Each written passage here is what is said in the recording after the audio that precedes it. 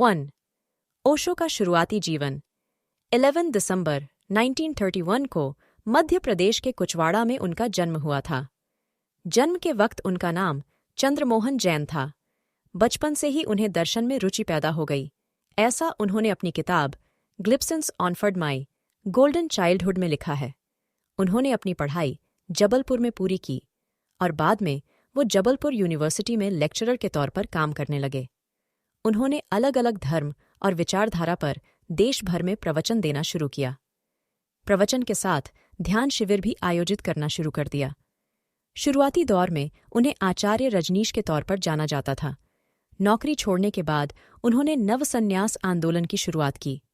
इसके बाद उन्होंने खुद को ओशो कहना शुरू कर दिया। 2. अमेरिका प्रवास। साल 1981 से 1985 के बीच वो अमेरिका चले गए। अमेरिकी प्रांत ओरेगॉन में उन्होंने आश्रम की स्थापना की। ये आश्रम 65,000 एकड़ में फैला था। ओशो का अमेरिका प्रवास बेहद विवादास्पद रहा। महंगी घड़ियां, रोल्स रॉयस कारें, डिजाइनर कपड़ों की वजह से वे हमेशा चर्चा में रहे। ओरेगॉन में ओशो के शिष्यों ने उनके आश्रम को रजनीशपुरम नाम से एक शहर के तौर पर रजिस्टर्ड कराना चाहा, लेकिन स्थानीय लोगों ने इसका विरोध किया। इसके बाद 1985 वे भारत वापस लौट आए। 3. मौत के दिन क्या हुआ। छोटी उम्र, बड़ी जिंदगी। छोटी उम्र, बड़ी जिंदगी उन चमकते सितारों की कहानी जिन्हें दुनिया अभी और देखना और सुनना चाहती थी।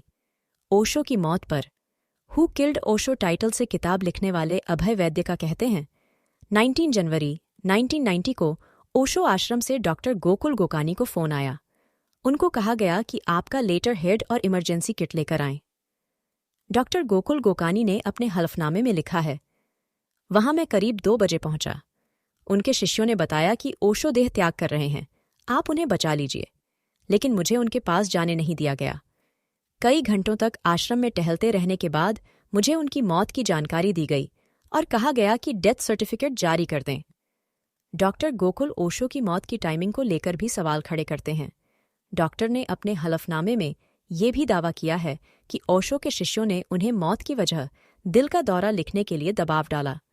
ओशो के आश्रम में किसी सन्यासी की मृत्यु को उत्सव की तरह मनाने का रिवाज था, लेकिन जब खुद ओशो की मौत हुई तो इसकी घोषणा के 1 घंटे के भीतर ही उनका अंतिम संस्कार कर दिया गया और उनके निर्वाण का उत्सव भी संक्षिप्त रखा गया था। ओशो की मां भी उनके आश्रम में ही रहती थीं। ओशो की सचिव रहीं नीलम ने बाद में एक इंटरव्यू में उनकी मौत से जुड़े रहस्यों पर कहा था कि ओशो के निधन की सूचना उनकी मां को भी देर से दी गई थी। 4.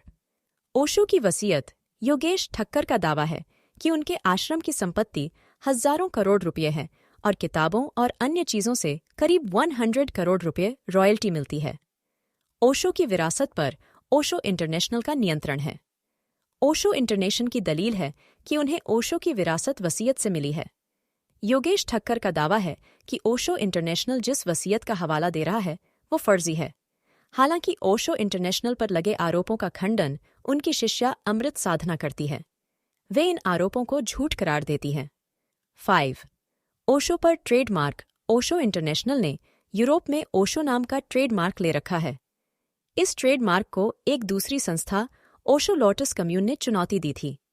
बीते साल 11 अक्टूबर को general court of European union ने ओशो इंटरनेशनल के पक्ष में अपना फैसला सुनाया। ओशो इंटरनेशनल का कॉपीराइट और ट्रेडमार्क पर उठने वाले विवादों को लेकर कहना है कि वे ओशो के विचारों को शुद्ध रूप में उनके चाहने वालों तक पहुंचाता है, इसलिए ये अधिकार वे अपने पास रखना चाहते हैं। लेकिन ओशो ने खुद ही कभी कहा था कि कॉपीराइट वस्तुओं और चीजों का तो हो सकता है, लेकिन विचारों का नहीं। पुणे स्थित उनकी समाधि पर लिखी इस बात से ओशो की अहमियत का अंदाजा लगाया जा सकता है। न कभी जन्मे न कभी मरे, वे धरती पर 11 दिसंबर 1931 से 19 जनवरी 1990 के बीच आए थे।